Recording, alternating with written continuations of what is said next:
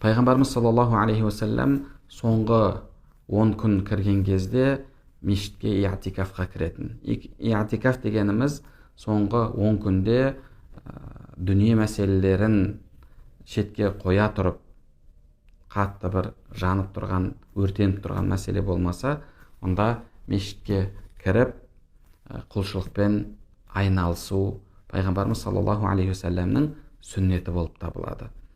Бізде де елімізде ер адамдарға иатикафқа рұқсат етілген, бағанағы барып, сол мешіттерде 10 күн қалуға рұқсат етілген мешіттер бар.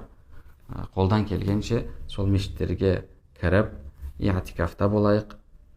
Және сол иатикафтағы уақытыңызды мейлінше құлшылықпен, зікірмен, Құран оқумен өткізуге тырысыңыз. Иатикафқа кіріп алып, қолыңыздан телефоныңыз түспестен, әлеуметтік желілерден шықпастан, уақытыңыздың барлығын телефон шұқылаумен зая кетірмеңіз. Және пайғамбарымыз саллаллаху алейхи уассалам осы Рамазан айы кірген кезде жомарттығы тағы да еселенетін дейді. Пайғамбарымыз саллаллаху алейхи уассалам жайында сахабалар, пайғамбарымыз өте жомарт жан еді, Рамазан айы кірген кезде жомарттығы тағы да еселенетін еді дейді.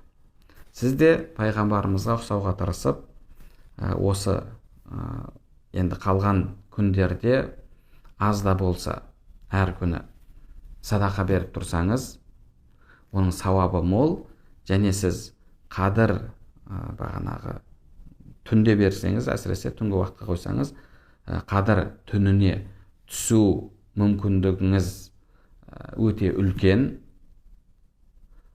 Ал енді қадір түнінде берсеңіз, онда оның сауабы қаншалықты еселенетінін өзіңіз ойлай беріңіз. Алла тағала баршамызға осы қасиетті Рамазан айының соңғы 10 күнін, әсіресе соның ішіндегі тақ түндерді Алла тағала сүйетіндей, Алла тағала қалайтындай деңгейде дұрыс өткізуімізді, дұрыс пайдалануымызды баршамызға нәсіп етсін.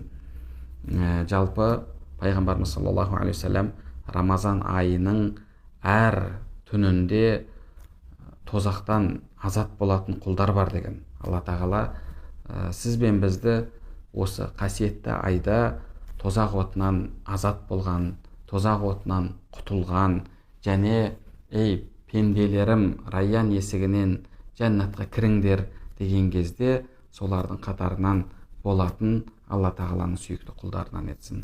Алла тағала баршаңызға разы болсын, жасап жатқан құлшылықтарыңызды, дұға тілектеріңізді қабыл етсін.